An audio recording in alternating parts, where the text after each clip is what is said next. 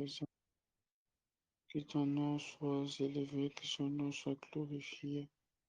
Que son nom soit élevé, que son nom soit glorifié. Il est le seul digne de louange, digne d'adoration, digne de recevoir de notre part tout ce qui permet à ce que nous puissions l'honorer.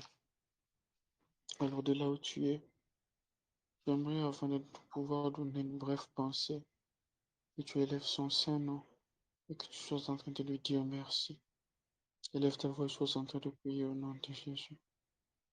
Merci Jésus, merci pour ta grâce, merci pour ta fidélité, merci pour ta grâce encore une fois pour ce matin, pour le fait que tu me donnes l'opportunité de me tenir devant toi.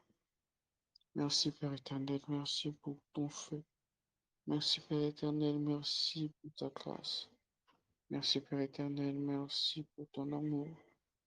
Oh Dieu, sans toi, nous ne serons pas capables de pouvoir, Seigneur Dieu Tout-Puissant, vivre, de pouvoir expérimenter, de pouvoir connaître, de pouvoir arriver, Seigneur Dieu Tout-Puissant, à changer, Seigneur Dieu Tout-Puissant, ou à atteindre les objectifs que tu as placés sur nous. Merci Père éternel, car tu es bon. Merci Père éternel, car tu es grand. Merci Père éternel, car sans toi, Seigneur le Tout-Puissant, nous ne savons pas ce que nous allions devenir. Mais tu as tout fait, Père éternel, afin que nous puissions expérimenter, Seigneur le Tout-Puissant, ce jour. Je te bénis, je te loue, je te rends grâce, je reconnais ta grandeur. Je reconnais le fait que sans toi, Seigneur le Tout-Puissant, il m'est impossible de pouvoir atteindre quelconque, Seigneur le Tout-Puissant, résultat. Ainsi, je viens dans ta présence afin de puiser encore plus de toi. Malgré la fatigue, malgré le sommeil sous les yeux, malgré tout ce qu'on peut dire, je viens, Seigneur, pour rencontrer Jésus, pour vivre encore plus de toi. Oh Dieu, je viens devant toi, Seigneur, afin de rencontrer plus de toi. Seigneur, je viens, Seigneur, afin de vivre quelque chose de nouveau. Je viens pour vivre une nouvelle expérience. Vivre, Seigneur, ce que tu as prévu pour moi aujourd'hui, ce que tu veux que je sache, ce que tu veux que je comprenne. J'ai tellement besoin de toi. Mon âme a soif de toi. Ma vie a soif de toi. Sans toi, Seigneur du Tout-Puissant, je ne serais pas capable de pouvoir atteindre tes objectifs. Je ne peux atteindre tes objectifs que si mon cœur est en alignement avec, Seigneur du Tout-Puissant, tes pensées. Que si mon cœur est en alignement avec ce que tu as prévu pour moi. Ainsi je viens, Père éternel, Dieu Tout-Puissant, implorer ta grâce, implorer ta miséricorde, te demander, Seigneur de Tout-Puissant, de faire de sorte que je puisse vivre encore aujourd'hui. Oh Dieu, donne-moi de vivre encore aujourd'hui, donne-moi de vivre encore aujourd'hui, donne-moi de vivre encore aujourd'hui. Non pas, Seigneur, passer du temps à vivre seulement pour mon propre désir, pour mes propres intérêts, mais de vivre, Seigneur Dieu Tout-Puissant, pour faire avancer ton programme sur la terre. Vivre pour faire avancer, Seigneur Dieu Tout-Puissant, ton programme sur la terre. Donne-moi l'opportunité de vivre aujourd'hui, ce jour nouveau, un jour, Seigneur Dieu Tout-Puissant, que tu as préparé spécialement pour moi. Je viens, Père éternel, Dieu Tout-Puissant, afin que cette journée ne puisse pas passer inaperçue. Je viens pour que cette journée ne puisse pas passer, Seigneur Dieu Tout-Puissant, comme toutes les autres journées, mais que ce soit une journée où je serai en train de vivre, où je serai en train de vivre, où je serai en train de vivre, Seigneur. Je t'en supplie, ne me laisse pas. Je t'en supplie, ne m'abandonne pas. Je t'en supplie, ne m'abandonne pas. Je t'en supplie, ne m'abandonne pas, Seigneur. J'ai tellement besoin de toi. Mon âme a besoin de toi. Mon âme a soif de toi. Je viens, Père éternel, car sans toi, je suis incapable. Je viens, Père éternel, car sans toi, il m'est impossible de pouvoir atteindre, Seigneur, les choses que tu as prévues pour moi. Je viens, car sans toi, je ne sais pas qu'est-ce que je serai. Au nom puissant et glorieux de notre Seigneur Jésus-Christ. Ainsi, mon frère, ainsi, ma soeur, pour cette session du matin, j'aimerais donner une courte pensée déjà dès le début, afin de nous donner encore quelques minutes de prière à la fin et faire de sorte que nous puissions donner à nos âmes une ventilation. Il y a quelque chose de très important qui est écrit dans la Bible, dans Ésaïe chapitre 10, si je ne me trompe pas. Dans Ésaïe chapitre 50, verset, verset 10, si je ne me trompe pas, la Bible est en train de dire que comme un disciple, j'écoute tes paroles le matin. Si je ne me trompe pas, ça doit être ça. C'est Ésaïe 50. Voilà, Ésaïe 50, le verset 4. La Bible dit, L'Éternel m'a donné une langue exercée pour que je sache soutenir par les paroles celui qui est abattu. Il éveille chaque matin, il éveille mon oreille pour que j'écoute, comme écoute tes disciples. Vous savez, il y a certains rendez-vous matinaux que Dieu nous donne dans sa présence, qui sont des rendez-vous qui sont utiles pour les journées. Dieu éveille l'oreille de quelqu'un pour que cette personne écoute comme des disciples. Pourquoi? Parce que le Seigneur veut travailler la langue, exercer la langue de la personne pour que la personne sache soutenir ceux qui sont abattus. Nous sommes dans une génération où la parole de Dieu se doit d'être fortement répandue. Pourquoi? Parce qu'il y a beaucoup de cœurs abattus. Jésus, lorsqu'il décrit les aspects de son onction dans Luc chapitre 4, il parle de l'onction qu'il a reçue comme étant une onction capable de guérir les cœurs brisés, les cœurs abattus. Pourquoi? Parce que c'était la caractéristique qu'il voulait aussi donner euh, comme une emphase de sa mission en tant que fils de Dieu sur la terre.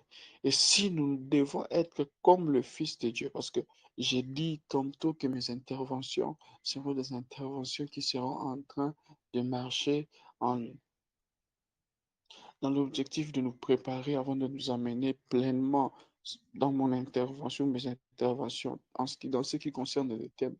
Ce qu'il y a, c'est que il faut que celui qui est en train de faire l'œuvre du Père soit en train de se préparer.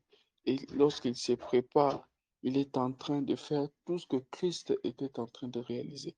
Et parmi les objectifs que a visé Jésus, ou l'onction qu'il y avait sur Jésus, c'était de pouvoir toucher les cœurs brisés, toucher les cœurs meurtris. Dans la rébellion qu'il y a parmi les nations, dans la rébellion qu'il y a parmi le peuple, dans les tumultes parmi les nations et les vaines pensées, il n'y a pas que ceux qui se rebellent, mais il y a aussi ceux qui sont opprimés. Il n'y a pas que ceux qui se rebellent, il y a aussi ceux qui sont opprimés. Raison pour laquelle dans Actes chapitre 10, le verset 38, la Bible dit que l'onction qui a été sur Jésus faisait de sorte qu'il aille faire du bien et guérir ceux qui étaient sous l'oppression du diable. Pourquoi? Parce que Dieu était avec lui. On sait que Dieu est avec quelqu'un.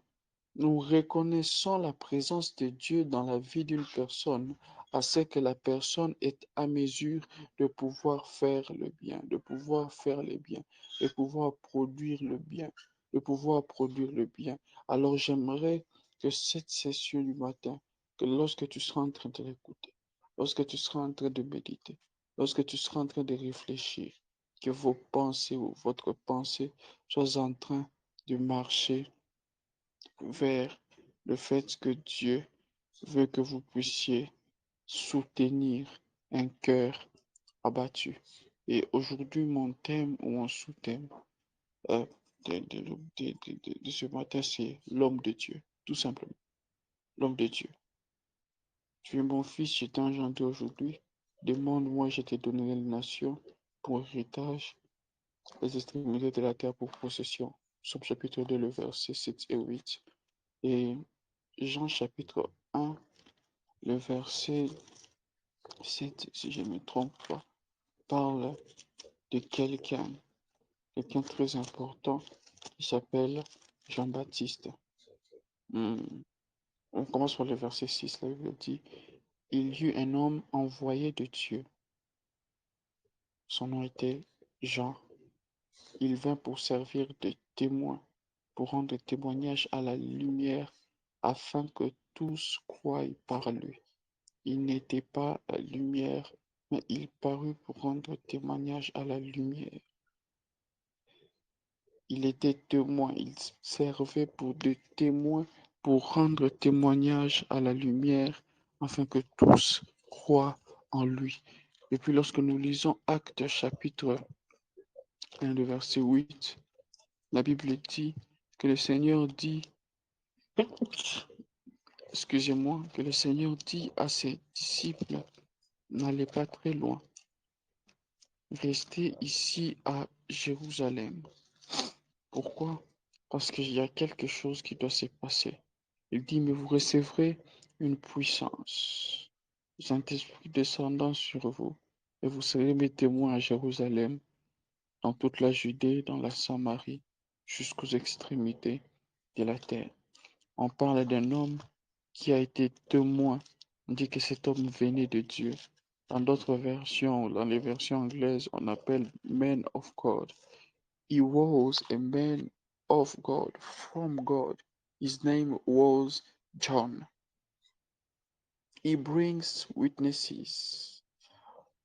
Mm.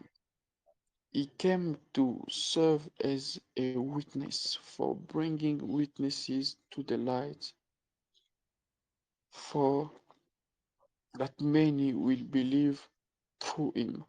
La Bible est en train de dire en anglais, il venait de Dieu. C'était un homme venant de Dieu. Et mon sous-thème aujourd'hui, c'est homme de Dieu ou envoyé de Dieu.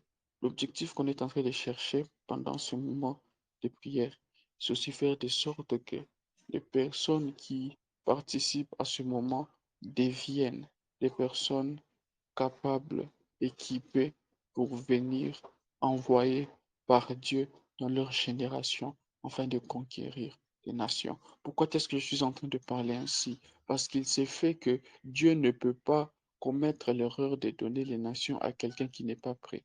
Car premièrement, ce don pourrait le détruire et deuxièmement, il pourra détruire ce qui est placé entre ses mains. Je répète, ce don pourrait le détruire et deuxièmement, il pourra détruire ce que tu as placé dans ses mains. Et pour éviter à ce qu'il y ait ces désastres, pour éviter à ce que une personne puisse être, puisse être dans une situation où il est incapable de pouvoir accomplir les volontés de Dieu correctement, où on sait et on sent qu'il n'est pas prêt ou qu'elle n'est pas prête, Dieu souvent résiste ou refuse d'exaucer certaines prières.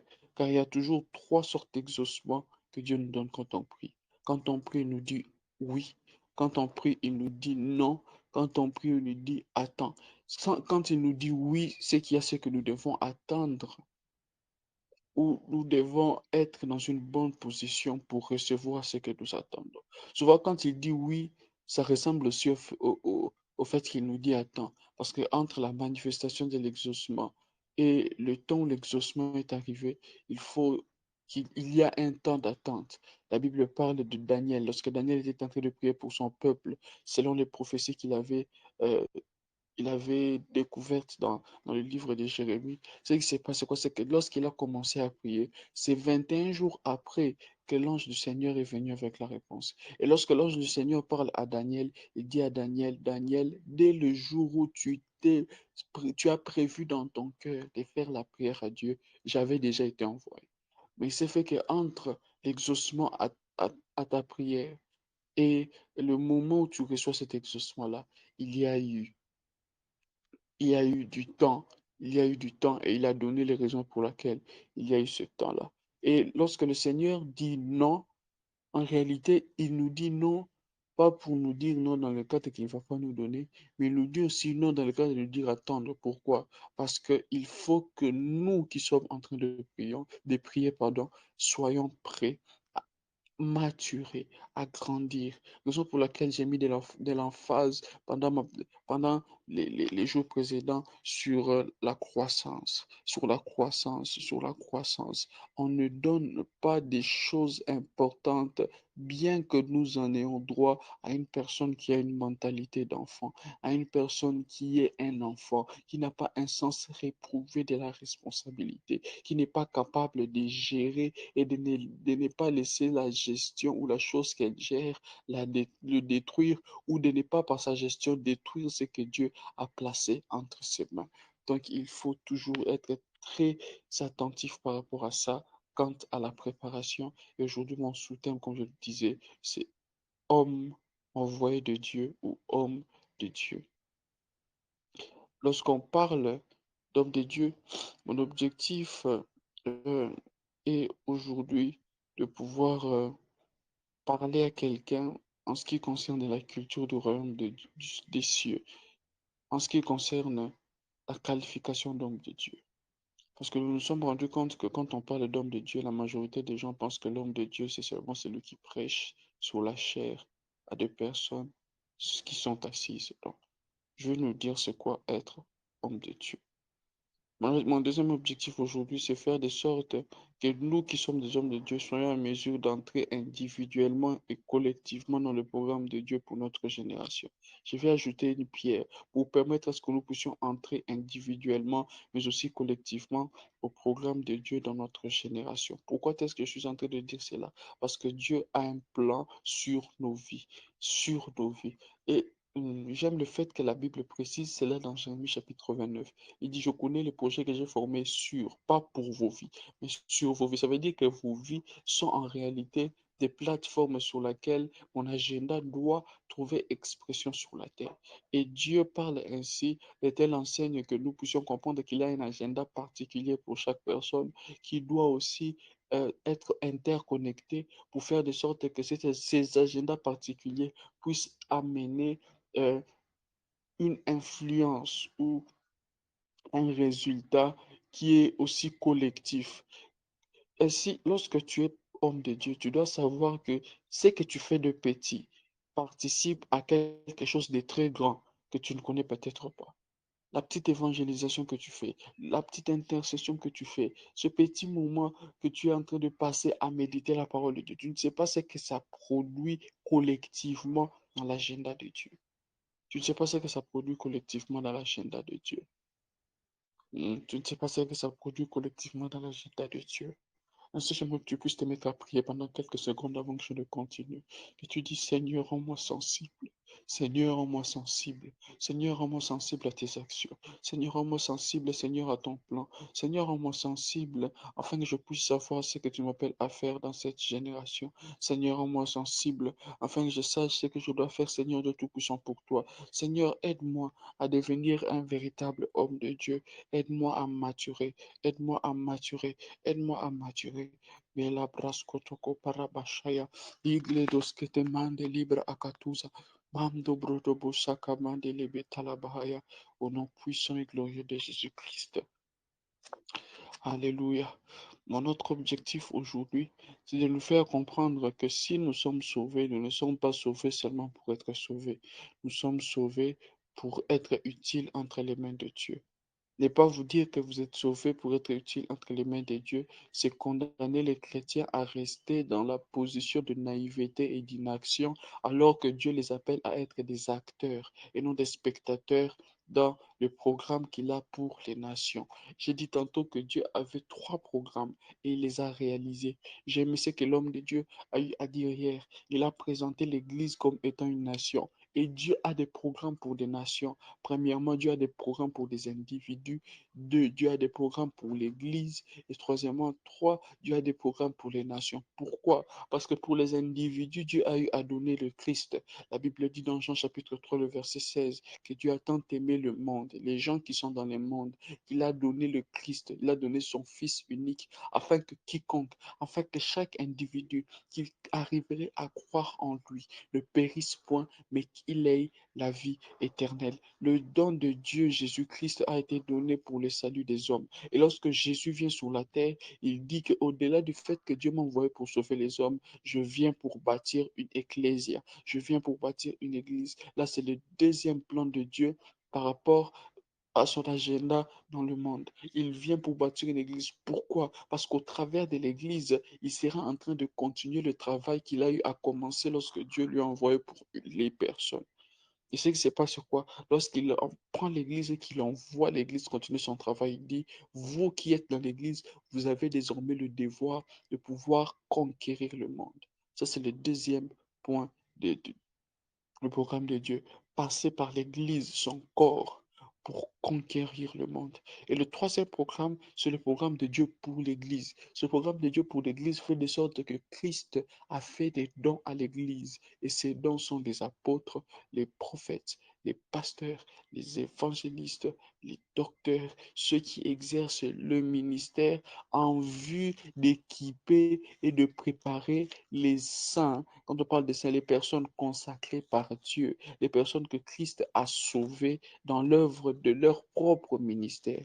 La Bible dit dans Éphésiens chapitre 4, le verset 11, il a donné les uns comme apôtres, les autres comme prophètes, les autres comme évangélistes, les autres comme pasteurs et docteurs, pour le perfectionnement de saints, ça veut dire des gens qui sont sauvés en vue de l'œuvre du ministère et de l'édification du corps de Christ. Donc lorsqu'on parle du ministère ou du service que nous devons rendre pour Dieu, il s'est fait que les chrétiens aujourd'hui ont la mentalité de croire que les seules personnes qui ont le droit de se faire appeler ministre de Dieu sont ceux qui se tiennent sur la chair.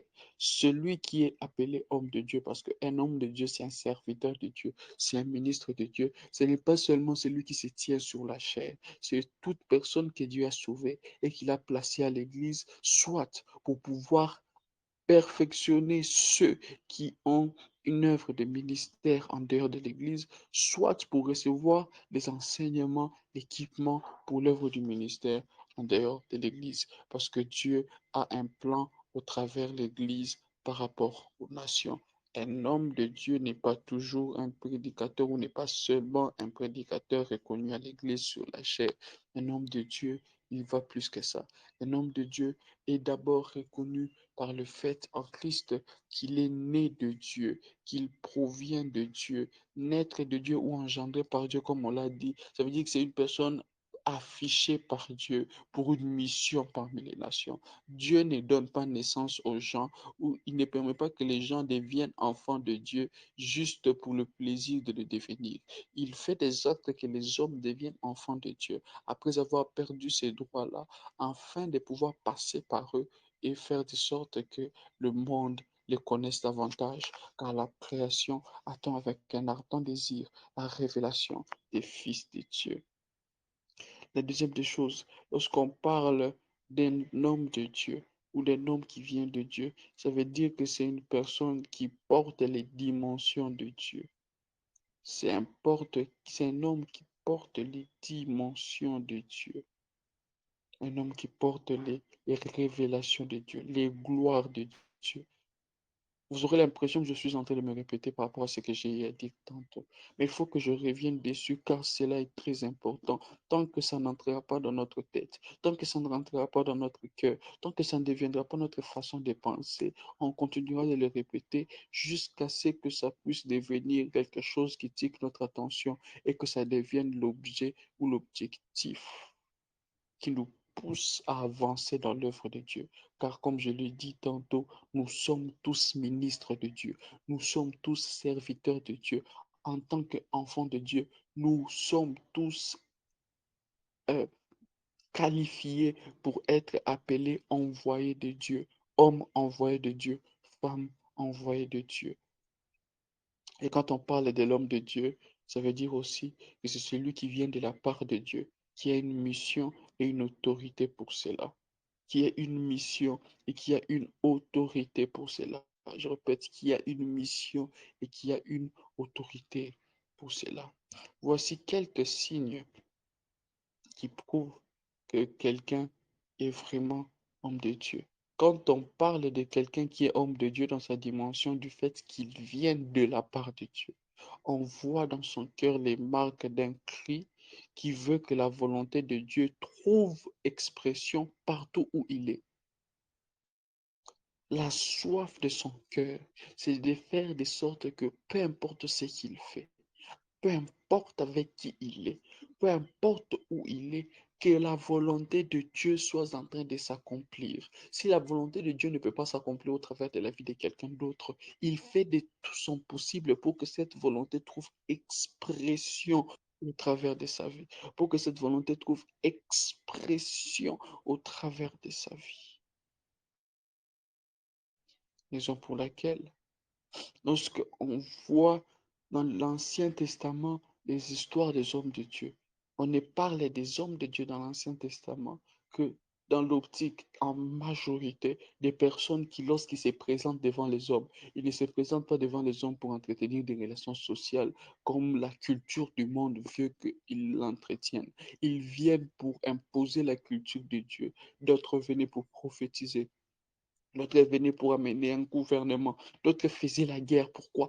Pour qu'il y ait les intérêts de Dieu qui soient en train de rester dans cette génération-là. Qu'il y ait la volonté de Dieu qui s'accomplisse là où ils sont, dans ce qu'ils font, partout et avec ceux qui sont avec eux. Et lorsque on parle d'un homme de Dieu, il y a cette deuxième caractéristique, ce deuxième signe qui doit le caractériser. C'est le fait que son cœur recherche à ressembler au Christ. Et tu nous ai dit tantôt que la première nation que nous devons conquérir, que nous devons demander à Dieu lorsque nous voulons entrer dans le business de demander les nations et de gérer ces nations avec Dieu, c'est de ressembler à Christ. Car la promesse de la nation qui a été donnée, ou de la promesse du fait qu'il y aura une nation qui deviendra l'héritage de quelqu'un et les extrémités de la terre, sa possession, n'est pas faite d'abord à l'homme. Elle a été faite à Christ. Et si elle a été faite à Christ, il faut que ceux qui sont comme Christ soient en train d'hériter du même héritage. Nous ne pouvons entrer dans cet héritage, nous ne pouvons entrer dans ce fonctionnement, nous ne pouvons entrer dans ce type de manifestation de Dieu que si nous entrons dans la ressemblance avec Christ. Ce ne sont que ceux qui ressemblent à Christ qui ont le droit de demander les nations, premièrement, et puis deuxièmement, ceux qui ressemblent à Christ qui ont le droit de faire quoi? De gouverner sur les nations. Toute personne qui ne ressemble pas à Christ, mais qui a sur lui la capacité ou qui est en train de gérer une nation, est une personne qui est rebelle à la volonté de Dieu. Car de notre propre vouloir, nous ne sommes pas à mesure de pouvoir accomplir la volonté de Dieu. Mais lorsqu'on parle de Christ dans Hébreux chapitre 10, à partir du 5e verset, la Bible dit que lorsqu'il entre dans le monde, il dit, tu n'as pas voulu de sacrifice. Il parle à Dieu. Tu n'as ni voulu de sacrifice, ni d'holocauste, mais tu m'as formé encore. Le verset 10 dit pourquoi? Pour que je puisse, selon ce qui est écrit dans le livre, venir accomplir ta volonté. Oh Dieu, c'est ça être comme Christ. Être comme Christ, c'est chercher à atteindre les objectifs de Christ. C'est avoir sa nature en nous, c'est développer son état d'esprit, avoir le même sentiment qui était en Christ. Et puis, troisièmement, manifester la volonté de Dieu au travers de sa vie, dans sa génération. Qui est Christ, qui est Jésus? Un, Jésus, c'est Dieu devenu homme. Vous voulez comprendre qui est Jésus? Il faut comprendre que Jésus, c'est Dieu devenu homme. Et lorsqu'on parle de la dimension de Jésus, de Dieu devenu homme, Jean nous donne quelque chose de très important comme caractéristique. Dans Jean chapitre 1, le verset 1, il dit au commencement était la parole était avec Dieu et la parole était Dieu. Au verset 14, on dit que la parole a été faite chair et elle a habité parmi nous, pleine de grâce et de vérité. Nous avons contemplé sa gloire, une gloire comme la gloire du Fils unique venu du Père. Donc, lorsqu'il parle de la parole de Dieu ici qui entre dans le temps, afin de pouvoir permettre aux hommes d'être reconnectés avec Dieu, il parle de Christ. Et lorsqu'il présente le Christ comme étant la parole, il dit que la parole était Dieu. Donc, Dieu est Christ est devenu homme. Quand on parle de Jésus, Jésus, c'est la manifestation de Dieu comme homme, l'incarnation de Dieu dans l'humanité. Et lorsque nous parlons de la parole de Dieu qui devient chair, nous devons aussi saisir une vérité. C'est que lorsque Dieu a créé l'homme, il n'a pas eu à créer l'homme sur base de je ne sais quelle gymnastique. Il a créé l'homme à partir aussi de sa parole. Raison pour laquelle lorsqu'il a voulu le créer, il parle en disant faisons l'homme à notre image et selon notre ressemblance. Et j'en pense que le projet de créer l'homme n'a été émis que par la parole et puis Dieu a commencé à faire une gymnastique. Non, le fait qu'il ait parlé en donnant les objectifs que l'homme serait en train de rechercher était déjà le processus de la manifestation de cet homme-là. Juste pour te dire que si Jésus-Christ est la parole de Dieu, sache que aussi toi, en tant qu'homme créé par Dieu, tu es une manifestation de la parole de Dieu dans le temps. Si Jésus-Christ est la parole de Dieu, sache que toi, tu dois être inversé de cette parole-là. Je répète, si Jésus-Christ est la parole de Dieu totalité, faite chair dans une génération, sache que toi, tu y es par Christ une parole de Dieu aussi. Dieu n'est pas la seule parole de Dieu. Et Christ n'est pas la seule parole de Dieu. Nous aussi, nous sommes des paroles de Dieu qui trouvent expression sur la terre.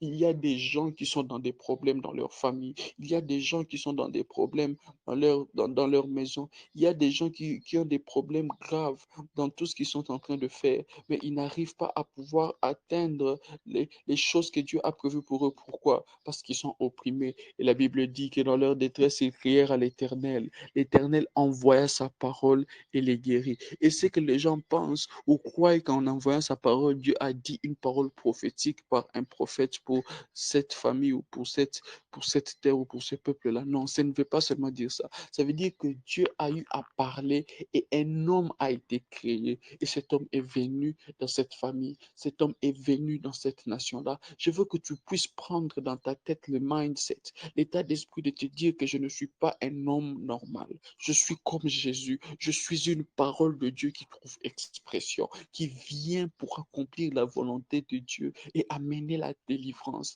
amener la guérison là où je suis. Alors j'aimerais que tu puisses prendre cela en considération. Ne te considère plus comme étant une femme ou un homme, comme étant un travailleur, un juriste, un médecin ou je ne sais qui. Non, considère-toi désormais comme étant une parole de Dieu qui est en train de marcher. Le fait que le diable te combat, ce n'est pas parce que le diable ne t'aime pas. Dieu, le diable n'a rien à voir avec toi. Le diable combat le fait que tu es qui tu es en réalité. Il ne combat pas la personne grasse ou la personne maigre, la personne qui met du make-up, la personne qui n'en met pas, la personne qui se coiffe ou qui ne se coiffe pas. Non, ce que le diable combat en nous, c'est l'ordination. La Bible dit que lorsque j'étais connu, Jérémie, lorsque j'étais connu, tu n'étais même pas encore à mesure de pouvoir être conscient de ce que je vais t'annoncer. Jérémie chapitre 1, à partir du verset 4.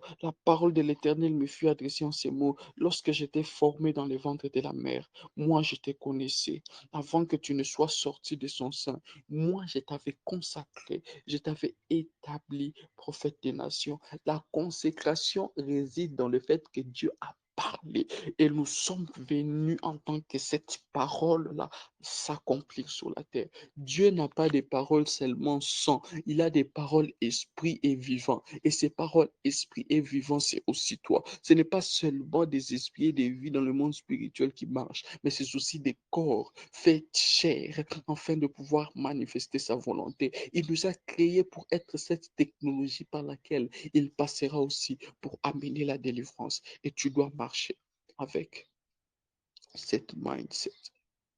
Oh, alléluia. Tu dois marcher avec cet état d'esprit. Qui est Jésus? Je ne pense pas que je serai à mesure de pouvoir finir aujourd'hui. Il y a tellement de choses à dire, tellement de choses à dire. Qui est Jésus? À qui nous devons ressembler? Jésus était l'humain, donc c'était Dieu devenu homme, et cet homme qui portait toutes les dimensions de Dieu et qui l'a manifesté dans sa génération, dans son temps, afin de pouvoir montrer aux hommes que la saison d'Emmanuel a commencé. Emmanuel veut dire Dieu est avec nous. Tout homme qui vient de la part de Dieu vient montrer aux hommes que Dieu est vraiment avec eux. Parce qu'il vient avec Dieu dans sa génération. Quand on parle de Dieu, je vous ai dit l'autre fois, on parle de sa nature, de son image, de qui il est, des, des- des choses qui constituent son anatomie, sa forme, tout ce qui fait qu'on connaisse que Dieu est Dieu. Mais aussi, deuxièmement, ses œuvres. Jésus était cet homme-là qui portait les dimensions et la puissance de Dieu, manifestant cela dans sa génération et introduisant le temps d'Emmanuel, Dieu avec nous. Matthieu chapitre 1, la Bible dit, cet enfant qui naîtra de la Vierge, son nom sera Emmanuel. Vous avez des noms que vous ne connaissez pas encore. On t'appelle Jésus, mais le ciel te reconnaît comme étant Emmanuel. On peut t'appeler Charles, mais le ciel te reconnaît avec un autre nom. Pourquoi? Parce que le nom que tu as dans le ciel est un nom qui détermine la mission que Dieu t'a donnée. Tes parents peuvent t'appeler Gédéon, mais lorsque Dieu se présente à toi, il t'appelle vaillant héros. Pourquoi? Parce qu'il y a un nom que le Seigneur t'a donné. Il y a un nom que le Seigneur t'a donné. Il y a un nom que le Seigneur t'a donné. Alléluia. Nous devons de prendre conscience de cela. Un homme qui ne prend pas conscience de ces choses est une personne qui sera toujours en retard dans sa destinée, est une personne qui n'arrivera pas à manifester Dieu dans sa génération, est une personne qui aura du mal à accomplir l'œuvre de Dieu. Pourquoi? Parce que l'œuvre de Dieu est ce qui le permet de pouvoir être en mesure de faire les choses comme il se doit, de faire les choses comme il se doit, de vivre une vie digne d'être vécue. Je répète, de vivre une vie digne d'être vécue. Je trouve que c'est une malédiction de vivre une vie où on n'est pas à mesure de manifester les dimensions de Dieu. Je trouve que c'est triste de vivre une vie où on n'est pas à mesure de manifester les dimensions de Dieu. Je suis en train de chercher le passage où on est en train de parler de Nani, euh, de Josué dans la Bible. On présente Josué. Et lorsqu'on parle de Josué, il y a quelque chose de très important. Josué n'a jamais été le premier nom que son père lui avait donné. Un jour, je vais vous parler de ce thème-là. Josué, c'est le nom qu'il a eu en servant Moïse. Avant qu'il naisse, avant qu'il ne soit au pied de Moïse, il avait un nom. Et après son passage sur Moïse, il a reçu un nouveau nom. Et c'est ce nom-là qui a fait de sorte qu'il soit en train de marcher dans la puissance pendant ces moments et ces interventions pour le peuple de Dieu, afin d'accomplir l'œuvre de Dieu par sa vie. Afin d'accomplir l'œuvre de Dieu par sa vie.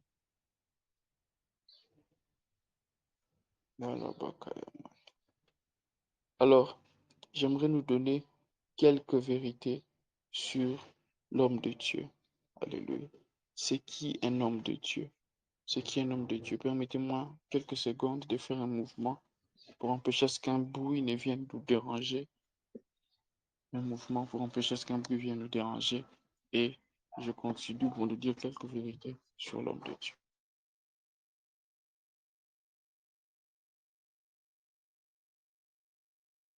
Voilà, c'est qui un homme de Dieu? C'est qui un homme de Dieu? Je pense que je vais commencer à citer les vérités en question et prochainement, dans ma prochaine prestation, si Dieu fait grâce, je serai en train de découper chaque prestation ou chaque vérité. Je vais vous donner 12 vérités sur qui est un homme de Dieu. C'est qui un homme de Dieu? La première vérité que je vais vous donner, c'est en fait 13. C'est sur base de cette première vérité-là que je vais parler des 12 vérités qui font de sorte qu'on soit homme de Dieu, qualifié pour l'œuvre de Dieu en tant que fils de Dieu dans notre génération. Première des choses qu'il faut savoir, c'est qu'un homme de Dieu, c'est un homme spirituel. Quand on parle d'un homme spirituel, c'est là maintenant que je vais commencer à expliquer le fait d'être homme spirituel. Oh oui, Jésus. Vivement que je puisse parler aussi de la consécration d'un homme spirituel ou d'un homme de Dieu, afin que vous puissiez comprendre ces choses que Dieu appelle, vous appelle à accomplir dans votre génération, tant par votre façon de vivre, par votre façon de rendre un culte agréable à Dieu. Un homme de Dieu est un homme spirituel. Voici 12 vérités sur un homme spirituel. 1. Un homme spirituel, c'est celui en qui le Saint-Esprit habite. Lorsque je vais parler sur ça, je vais parler sur le fait que nous sommes en réalité le temple du Saint-Esprit et comment est-ce que le processus de voir le Saint-Esprit habiter en nous se réalise et est rendu possible selon ce qui est écrit dans la Bible.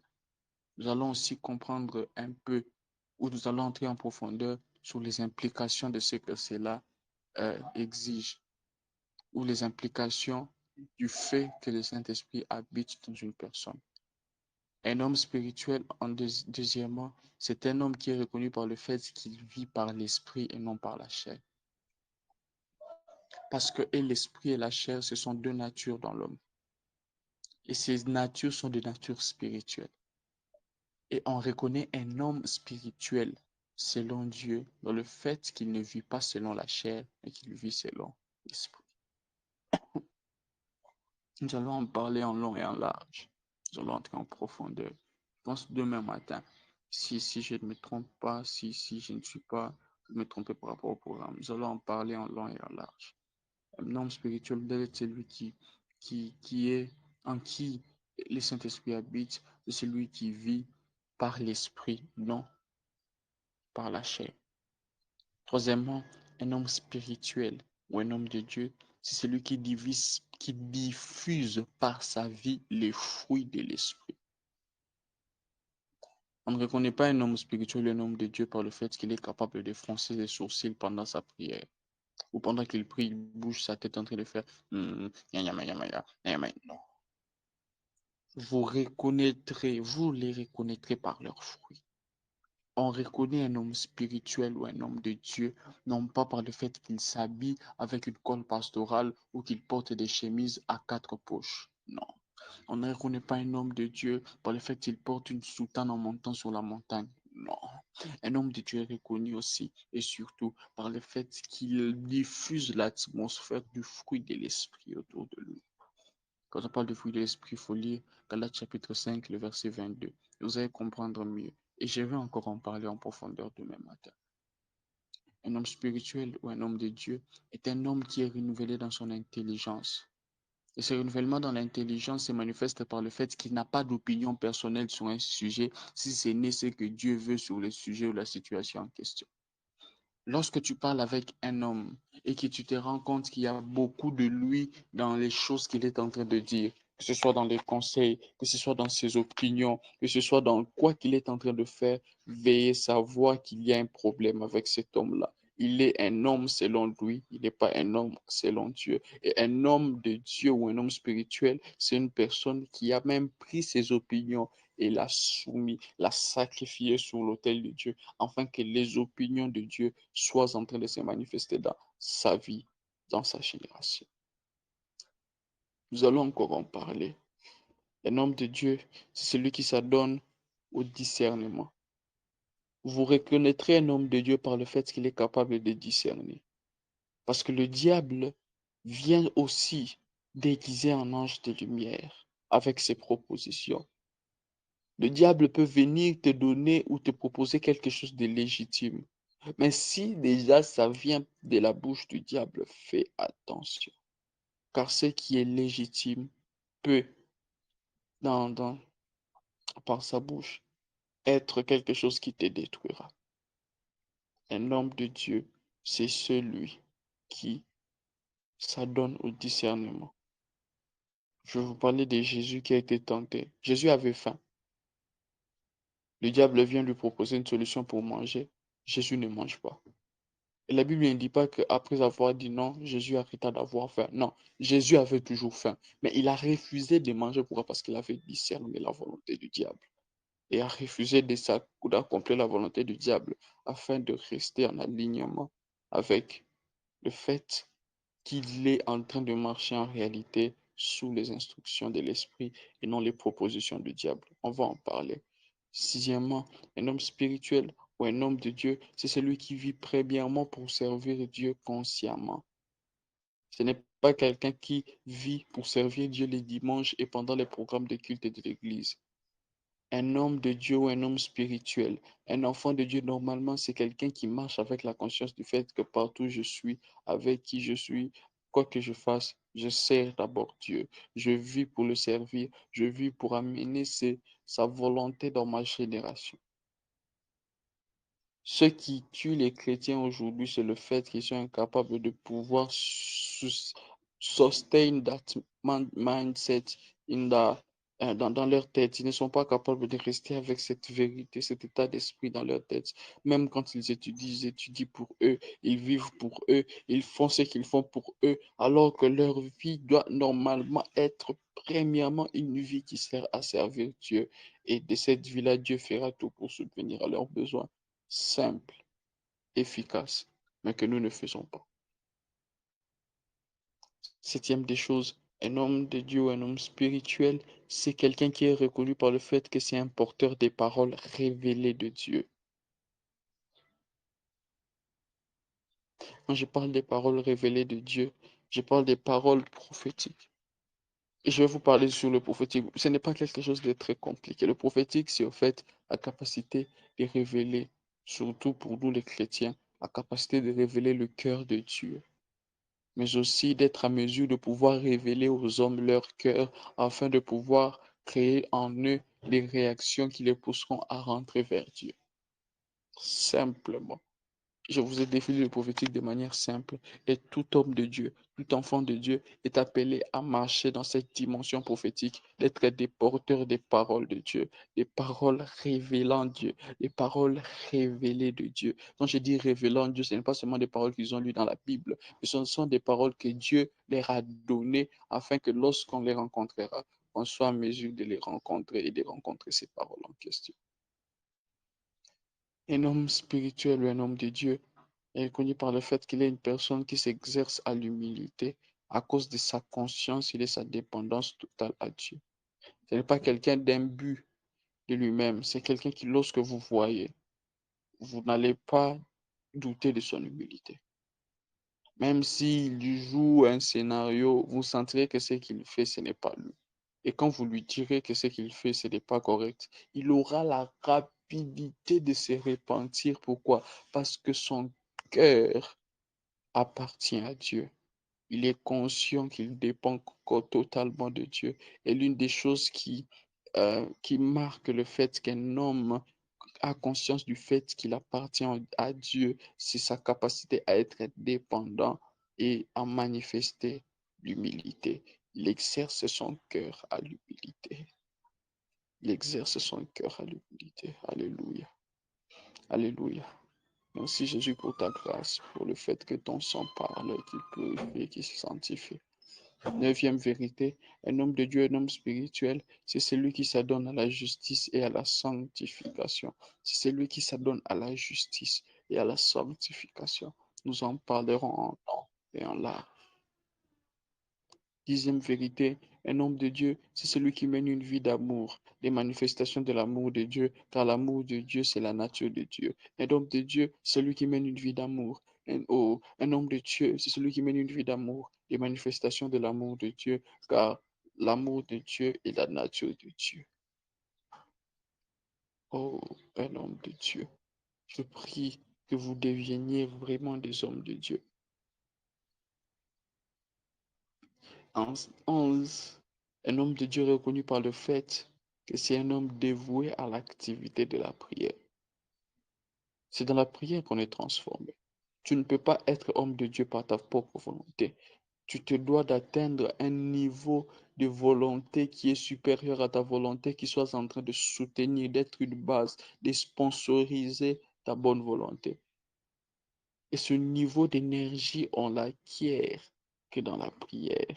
On donne des boostants énergétiques à notre volonté pour rester focalisé sur la volonté de Dieu. Et lorsque nous interagissons avec ce Dieu-là dans la prière, celui qui ne veut pas interagir avec Dieu, mais qui désire être un homme de Dieu dans sa génération, se verra en train de faire des choses qu'il ne veut pas. Se verra en train d'accomplir des choses qu'il ne veut pas. Alléluia. Le verset 12. Un homme de Dieu, j'ai dit verset 12, la deuxième vérité, c'est le fait qu'un homme de Dieu est un porteur de bénédiction. Partout, on a parlé d'un homme de Dieu dans sa génération dans la Bible. On voit dans cet homme-là, on voit dans ses œuvres que lorsqu'il est en contact avec les gens ou que les gens sont en contact avec eux, ils sont bénis. Ils sont bénis. Ils sont bénis. Ils sont bénis, premièrement, et deuxièmement, ils sont capables de donner la bénédiction. Nous allons en parler aussi. Nous allons en parler. Et je pense qu'après les vérités par rapport à l'homme de Dieu, je vais vous parler de la consécration d'un homme de Dieu et des dimensions de sa consécration, les dimensions de la consécration et les implications, les impacts de cette consécration dans la vie d'un homme de Dieu. Et après ça, je pense que tout ce que nous serons en train de dire, ça sera entré maintenant en pratique de ce que nous étions en train d'apprendre. Ainsi, j'aimerais que tu puisses baisser la tête de là où tu es. Je vais prier pour toi, Père éternel. Merci pour ta grâce. Merci pour Jésus. Merci pour l'œuvre de la croix. Seigneur, je viens, Seigneur de Tout-Puissant, devant toi avec mes frères, avec mes sœurs, implorer ta grâce et ta miséricorde sur notre vie. Pour le fait que d'une manière ou d'une autre, nous avons été, Seigneur de Tout-Puissant, parmi ceux qui se sont rebellés contre toi. Mais merci parce que tu nous écoutes et tu nous pardonnes et tu nous donnes de pouvoir commencer un nouveau départ. Je prie que par ta grâce, nous puissions, Seigneur, commencer un nouveau départ avec une nouvelle mentalité par rapport aux paroles que nous avons eu à entendre ce matin.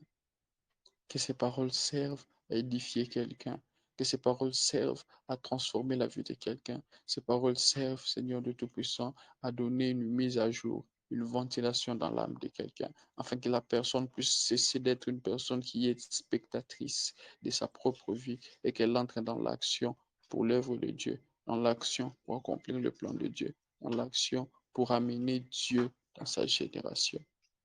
Je te consacre les familles, je te donne leur vie et je te prie, Père éternel, Dieu Tout-Puissant, éloigne tout ce qui fera de sorte que nos vies, nos familles, nos frères, nos sœurs, nos proches soient loin de ta volonté et que ta guérison, tant dans les santé, tant dans les finances, tant dans leur marche avec toi, puisse être manifestée en cascade, brutalement, Seigneur de Tout-Puissant, et de manière évidente, afin que les hommes reconnaissent qu'ils sont à toi et qu'ils te rendent grâce et qu'ils te cherchent afin que tu les rencontres comme tu nous as rencontrés.